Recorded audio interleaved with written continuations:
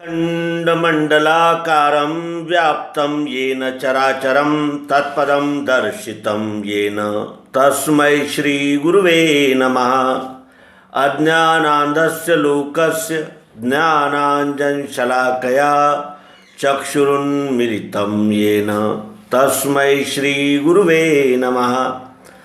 हम अर्जुन को युद्ध भूमि पर प्राप्त हुए मोह का निवारण भगवान श्री कृष्ण जी ने किस तरह किया, इसका अवलोकन कर रहे हैं। और इसके लिए हमने श्रीमद् भगवद गीता का दूसरा अध्याय सांख्य योग यहाँ प्रस्तुत कर रहे हैं। आइए आगे देखें। भगवान श्री कृष्ण जी कहते हैं कि कर्म का अधिकारी तू कदापि फल का नहीं, कर्म के फल की इच्छा त्यागना कर्म की नहीं। कर्म का अधिकारी है तू, क्योंकि कर्म हमारे हाथ होते हैं। कर्मण्येवाधिकारस्ते मा फलेषु कदाचन मा कर्म फल हेतुर्भुमा ते संज्ञोस्त्वकर्मणि। कर्म का अधिकारी तू कदापि फल का नहीं, कर्म के फल की इच्छा त्यागना कर्म की नहीं। कर्म का अधिकारी है तू, कदापि फल का नहीं। क्यों? क्योंकि कर्म जो है वो हमारे हाथ है, लेकिन कर्म का फल प्राप्त होना ये हमारे हाथ में नहीं है, ये परिस्थिति के हाथ में है। जब फल आता है तो वो कर्म का ही होता है। जैसे कर्म होंगे वैसे ही फल मिलेंगे, ये तो निश्चित है। लेकिन अभी मिलना चाहिए, इसी तरह मिलना चाहिए, इसी अनुपात में मिलना चाहिए और मिलना ही चाहिए, ये हमारे हाथ नहीं है, ये समष्टि के हाथ है। और इसीलिए भगवान श्री कृष्ण जी यहाँ कहते हैं कि कर्म का अधिकारी तू कदापि फल का नहीं। और इसीलिए कर्म के फल की इच्छा त्यागना कर्म की नहीं। क्यों? क्योंकि हम कर्म के बगैर रह ही नहीं सकते। कोई भी जीव एक क्षण भी कर्म के बिना नहीं रह सकता, इसलिए कर्म तो करने ही होंगे। लेकिन अगर हम फल की इच्छा रखकर कर्म करते हैं तो वही हमारे बंधन का कारण बनते हैं। छोड़ के संग कर्मों को करना पार्थ योग से, समत्व लाभ हानि में कर्म के यह योग है। लाभ हो या हानि हो तब भी अपने बुद्धि का समत्व कायम रखना ये अवश्य ही जरूरी है। और इसीलिए योग से कर्म करना चाहिए। योग का अर्थ होता है समत्व, समत्वम योग उच्यते, यानी हमारी बुद्धि जब स्थितप्रज्ञ हो जाती है उसी को योग कहते हैं। और योग की दृष्टि रखकर ही कर्म करना लाभदायी और योग्य होता है। योग की बुद्धि से पार्थ फल की दृष्टिहीन है, सहारा बुद्धि का ले तू लोभी फल सदा लखे। योग की बुद्धि से फल की दृष्टि कैसी है? हीन है। क्योंकि कोई भी फल क्यों न हो, लेकिन जब वो आएगा तो हमें भोगना ही पड़ेगा। और फल की ओर फल की आशा रखकर अगर हम कर्म करेंगे तो कर्म में अनेक त्रुटियां रहेंगी और उसमें भी हमारे व्यष्टि भाव अधिक बलवान रहेंगे। और इसीलिए तू बुद्धि का सहारा ले, लोभी फल सदा लखे। फल की ओर दृष्टि किसकी होती है? जो लोभी होते हैं।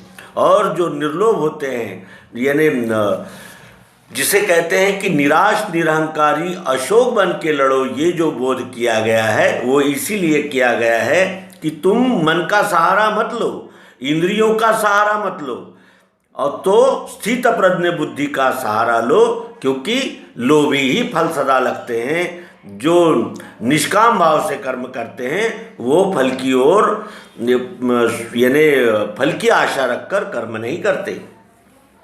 बुद्धि युक्त यहाँ छूटे फल से पाप पुण्य के, इसी से योग ये धारो कर्म कौशल्य योग है। विश्वरूप परमात्मा के लिए ही सारे कर्म करने चाहिए। और ये सोचकर जो कर्म करता है उसकी बुद्धि जो है वो यानी जिसे कहते हैं स्थित प्रज्ञ स्थिर हो जाती है। और इसीलिए तुम बुद्धि के प्रकाश में ही कर्म करो और यही कर्म कौशल्य योग है। निश्चयी बुद्धि योगी जो कर्म के फल त्याग से जन्म बंध नहीं देखे निर्वाण पद में मिले। जो निश्चयी बुद्धि योगी होता है वो कर्म के फलों को त्याग कर जन्म बंध नहीं देखे, क्योंकि वो फिर समष्टि के लिए जब हम कोई कर्म करते हैं तो हमारे व्यष्टि के लिए वो बंधन कारक नहीं होते, और इस तरह जीव निर्वाण पद में प्राप्त होता है, निर्वाण पद को प्राप्त कर सकता है। जब यह तेरी बुद्धि अज्ञान तैर जाएगी तब सुना हुआ जो है सुनना भूल जाएगा। जब ये तेरी बुद्धि अज्ञान तैर जाएगी, यानी तुझे जब विश्वरूप परमात्मा का प्रत्यक्ष यथार्थ ज्ञान प्राप्त हो जाएगा तब तेरी बुद्धि समत्व में स्थिर हो जाएगी। और समत्व में स्थिर बुद्धि से जो अब तक तू कह रहा था कि मेरे पुरखे जलपिंड क्रिया बिना नीचे गिर जाएंगे और कुलनाश और कुलद्रोह का पाप, कुलद्रोह से पाप हो जाएगा, ये जो है सुनना ये तो भूल जाएगा, क्योंकि तब तक हमें कल्पनाएं, मानिंदियाँ और हमारे अनेक प्रकार के अंधविश्वास तकलीफ देते हैं जब तक कि हम सत्य को नहीं सुनते। जब सत्य को हम प्रत्यक्ष देख लेते हैं, जांच कर अंगीकार कर लेते हैं, तब जब सुना हुआ है वो सब हम सुनना भूल जाते हैं। श्रुतियों में फंसी तेरी बुद्धि निश्चय पाएगी, समाधि दृढ़ होने से मिलेगा स्थिर योग। ये सुनी सुनाई बातों में जो तेरी बुद्धि फंस गई है वो आत्मनिश्चय को प्राप्त होते ही तुझे दृढ़ समाधि की प्राप्ति हो जाएगी, और समाधि दृढ़ होने से ये स्थिर योग प्राप्त होगा। अब अर्जुन पूछ रहा है कि स्थित प्रज्ञस्य का भाषा समाधिस्तस्य केशव, स्थितधि किम प्रभाषेत किमासित व्रजेत किम। स्थिर बुद्धि समाधिस्थ ज्ञानी की पहचान क्या, कहो केशव जी वो क्या कहें, कैसे रहें चले। स्थिर बुद्धि समाधिस्थ ज्ञानी की क्या पहचान है वो मुझे बताइए, और वो क्या कहता है, कैसे रहता है, उसका बर्ताव किस तरह होता है, वो भी मुझे आप स्पष्ट करके बताइए। भगवान श्री कृष्ण जी उत्तर देते हैं कि मन की कामनाओं को सब ही जब त्याग के होवे आत्मरति प्राप्त स्थिर बुद्धि उसे कहा। मन की सभी कामनाओं को जब हम त्याग देते हैं, यानी मन की कामनाओं को व्यष्टि भावना ही निर्माण करती है, और व्यष्टि भावनाओं के लिए निर्माण होने वाली कामनाएं हमें हमारी बुद्धि को यानी विचलित कर देती है, स्थिर नहीं होने देती। और इस तरह वो मन की कामनाओं को जब सब त्याग कर आत्मरति यानी आत्मा में स्थित हो जाता है उसे स्थिर बुद्धि कहते हैं। सौख्य की लालसा धोई दुख में हिलता नहीं, जीते काम क्रोध लोभ मुनि वो स्थित दी गए। सौख्य की लालसा धोई, सुख की इच्छा का त्याग कर दिया और दुख में हिलता नहीं, क्योंकि सुख दुख समान माने एक साही अर्जुन, उसे व्यथा न देवे ये मोक्ष के योग्य है वही। और काम क्रोध लोभ जीते, जीते का अर्थ क्या है कि जब समष्टि हित के लिए कार्य करना हो तभी इन काम क्रोध लोभ का उपयोग करे, अन्यथा वो मुनि समाधि में यानी स्थिर बुद्धि में स्थित रहे। दृश्य का स्नेह ही छूटा, प्राप्ति में जो बुरे भले, दुखी सुखी नहीं होता उसी की स्थिर बुद्धि है। दृश्य का स्नेह ही छूटा, ऐसा ही दिखना चाहिए, ऐसा ही होना चाहिए, इस प्रकार का संकल्प विकल्प रहित होकर जो दुखी सुखी नहीं होता उसी की स्थिर बुद्धि है। जब ये कुर्म के नाई भोगों से सब इंद्रियां तत्काल खींच लेता है उसकी स्थिर बुद्धि है। जब ये कुर्म के नाई, कुर्म कहते हैं कछुए को, कछुआ सामने आने वाली आपत्ति को देखकर अपने सभी इंद्रियों को समेट लेता है, उसी तरह ये स्थिर बुद्धि पुरुष भोगों से सब इंद्रियों को समेट लेता है, क्योंकि वो योग करता है, भोग नहीं करता। और जो योग करता है उसी को ये भोग त्रासदायक नहीं होते और उसी को स्थिर बुद्धि कहते हैं। आहार त्यागी देही के बाहरी विषय है मरे, स्थिर अधि का भीतरी राग आत्मनिश्चय से मिटे। आहार त्यागी देही के बाहरी विषय है मेरे, जो आहार को त्याग देते हैं उनके बाहरी विषय तो समाप्त हो जाते हैं क्योंकि उनमें वो त्राण ही नहीं रहता। लेकिन स्थिर अधि यानी जो जिसकी बुद्धि स्थिरता को प्राप्त हो गई है वो आत्मनिश्चय से अपने अंदर निर्माण होने वाले विभिन्न प्रकार के आकर्षण आसक्तियां समाप्त हो जाती है उससे। प्रयत्न करने वाले विद्वान का भी हठात ये, इंद्रियां बलवान पार्थ खींचे मन निजार्थ में। यहाँ इंद्रियों का स्वभाव बताते हुए कहते हैं कि प्रयत्न करने वाले विद्वान का भी हठात यानी जबरदस्ती खींच लेते हैं इंद्रियां अपने अपने विषयों की ओर। वो सर्ववश में लाके मेरे में मन को धरे, इंद्रियां वश है पूर्ण उसी की स्थिर बुद्धि है। वो सर्ववश में लाके यानी इंद्रियों के प्रवाह जो विषयों की ओर दौड़ रहे हैं उन सभी को अपने वश में लाके मेरे में मन को धरे। मेरे में मन को धरे का क्या तात्पर्य है? मेरे का अर्थ है इस विश्वरूप परमात्मा की ओर ही अपने सभी इंद्रियां मन बुद्धि चित्त की वृत्तियों को जो मोड़ देता है उसी की इंद्रियां वश होती है और वही स्थिर बुद्धि है। विषयों के ध्याताओं के आवे विषय साथ में, संग से प्रगटे इच्छा, इच्छा से जन्म क्रोध का। जो सदैव विषयों का ही चिंतन करते रहते हैं उनके साथ विषय लगे ही रहते हैं और विषयों का संग होते ही इच्छा निर्माण होती है और इच्छा से क्रोध का जन्म होता है, क्योंकि इच्छा पूरी हुई तो लोभ और इच्छा पूरी नहीं हुई तो क्रोध। क्रोध से मूर्खता आवे, मूर्खता से स्मृति भ्रम, भ्रम से बुद्धि का नाश, गई बुद्धि पशु बना। क्रोध से मूर्खता आती है। क्रोध में मनुष्य क्या करेगा इसका कोई कोई नहीं कह सकता कि क्रोध में मनुष्य क्या कर लेगा। और जब क्रोध हावी हो जाता है तो मूर्ख हो जाता है मनुष्य, यानी उसकी सोचने समझने की शक्ति समाप्त हो जाती है, स्मृति भ्रम हो जाता है उसे और फिर भ्रम से बुद्धि का नाश हो जाता है और बुद्धि गई तो मनुष्य पशु बन जाता है। ये जो बड़े बड़े जघन्य और अमानवीय कांड जो हम देखते हैं ये इसी का परिणाम है। और प्रीति बैर नहीं देखे निश्चयी भोग है करे, आत्मवशी इंद्रियों से मिटे नहीं प्रसन्नता। प्रीति बैर नहीं देखे क्योंकि वो स्थिर बुद्धि हो गया है, वो किसी भी विषयों में या किसी भी वृत्ति में प्रीति यानी आसक्ति, बैर यानी द्वेष नहीं देखता और निश्चयी होता है वो। और निश्चयी होकर जो आत्मवशी भोग करता है उसके इंद्रियों से प्रसन्नता समाप्त नहीं होती। और इस तरह स्थिर बुद्धि हुए पुरुष को प्रसन्नता प्राप्त होती है।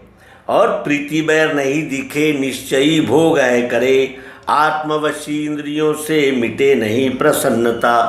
आत्मवशी हो गई है जिसकी इंद्रियां, उसकी प्रसन्नता सदैव बनी रहती है और प्रसन्नता मिटाती है इसके दुख सर्वही। प्रसन्न चित्त की बुद्धि आत्मा में स्थिरता करे। आत्मयोग में कौन स्थिर हो सकता है अर्जुन? जिसके इंद्रियां यानी स्थिर हो गई है, यानी जिसकी इंद्रियां विषयों से परामुख हो गई है और अनेक प्रकार के विषयों के झोल समक्ष होते हुए भी वो इंद्रियां उसकी चलायमान नहीं होती, उसी की बुद्धि प्रसन्न होती है। वही प्रसन्न चित्त की बुद्धि आत्मा में स्थिरता करे, वही आत्मयोग में स्थिर हो पाता है। नहीं ज्ञान अयुक्तों को ध्यान ज्ञान बिना नहीं, बिना ध्यान नहीं शांति नहीं सुख अशांत को। अयुक्तों को, जो अयुक्त है, जिनकी इंद्रियां बहिर्गामी है, जिनका मन बलवान है, यानी अनेक प्रकार की कामनाएं जिनके मन में निर्माण होती ही रहती है, उसे अयुक्त कहते हैं। नहीं ज्ञान अयुक्तों को ध्यान ज्ञान बिना नहीं। जब तक ज्ञान नहीं प्राप्त होगा तब तक हम किसी भी विषय को ध्यान में यानी स्मृति में प्रत्यक्ष यानी निश्चय पूर्वक ग्रहण नहीं कर पाते। और इस तरह बिना ध्यान नहीं शांति। ध्यान से जब हम कोई कार्य करते हैं तभी वो सफल होते हैं और तभी हमें शांति की प्राप्ति होती है। और जो शांत नहीं है यानी अशांत है, उसे सुख भी नहीं मिलता। स्वैरगामी इंद्रियों का साथी मन जहाँ हुआ, नाव तूफान में घूमे वैसे ही बुद्धि को हरे। स्वैरगामी इंद्रियों का साथी मन जहाँ हुआ, यानी स्वैरगामी इंद्रियों को जब मन का साथ मिल जाता है तो नाव तूफान में घूमे वैसे ही बुद्धि का हरण हो जाता है। ये बड़े बड़े जो यानी दुष्कर्म होते हैं वो क्यों होते हैं? क्योंकि वो मन बुद्धि पर आवरण डाल देता है और फिर बुद्धि का हरण हो जाता है।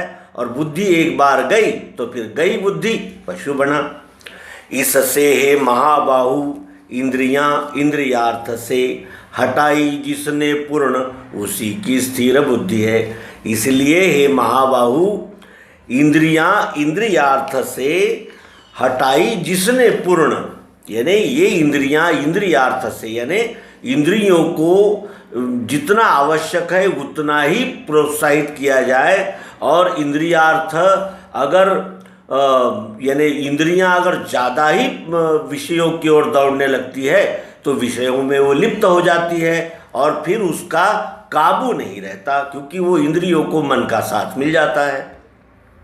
इसीलिए यहाँ कहा है कि इंद्रियां इंद्रियार्थ से हटाई जिसने पूर्ण, उसी की स्थिर बुद्धि है। यानी इंद्रियां उसके बुद्धि के पीछे चलनी चाहिए। इंद्रियों के पीछे जिसकी बुद्धि चल जाती है वो विचलित हो जाता है, उसकी बुद्धि स्थिर नहीं हो पाती। इसलिए जो रात सब भूतों को संयमी उसमें जगे, जहाँ भूत जगे सारे देखे हैं मुनि रात सो। यानी जो सभी भूतों को यानी जीव मात्र को यानी रात है उसमें संयमी जगता है। क्यों? क्योंकि ये विषयों के और इंद्रियों के ध्याता हो जाते हैं, इंद्रियों के सदैव यानी जिसे कहते हैं कि इंद्रियों के पीछे पीछे चलते हैं, लेकिन संयमी उसमें जागृत रहता है। और जहाँ भूत जगे सारे, जहाँ सभी भूत प्रवृत्त होते हैं उसको मुनि जो मननशील व्यक्ति है वो रात देखता है। यानी वो इंद्रियों का मन का स्वभाव जानकर अपनी बुद्धि को स्थिर रखता है। भरपूर रूपी स्थिर हद वाले समुद्र में जो नदियाँ मिले हैं, वैसे घुसे भीतर काम सारे, जहाँ वहाँ शांति न वासना में। जैसे समुद्र कैसा है, भरपूर जल है उसमें, लेकिन वो अपनी मर्यादाओं को नहीं छोड़ता और अनेक नदियाँ समुद्र में मिलती ही रहती है, फिर भी वो अपना यानी जो तटबंध होता है उसको संभाले रहता है। यानी जो नियंत्रित रखता है अपने मन को, बुद्धि को, इंद्रियों को। उसी तरह जो अपने यानी निर्माण होने वाली सभी इच्छाओं को जो यानी नियंत्रित रखता है, वहाँ शांति रहती है, वासनाओं में नहीं। क्योंकि वासनाएं ही हमें हमारी बुद्धि को यानी जैसे चंचल कर देते हैं, मन विषयों के संग में चंचल होने लगता है।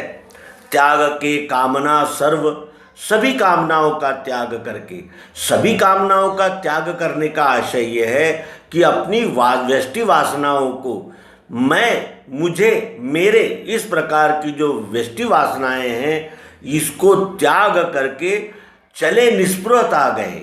निस्पृहता यानी ये चाहिए वो चाहिए, ऐसा ही होना चाहिए वैसा ही होना चाहिए, ऐसा व्यष्टि हट को छोड़कर जो चलता है उसकी उसका मैं मिट जाता है। यानी उसका व्यष्टि अहंकार समाप्त हो जाता है। निरहंकारी पाता है शांति को, वही शांति को प्राप्त कर पाता है। अर्जुन, ये है ब्रह्म स्थिति पार्थ, मिले मोह रहे नहीं, मिले जो अंत में भी ये ब्रह्म निर्वाण है लहे।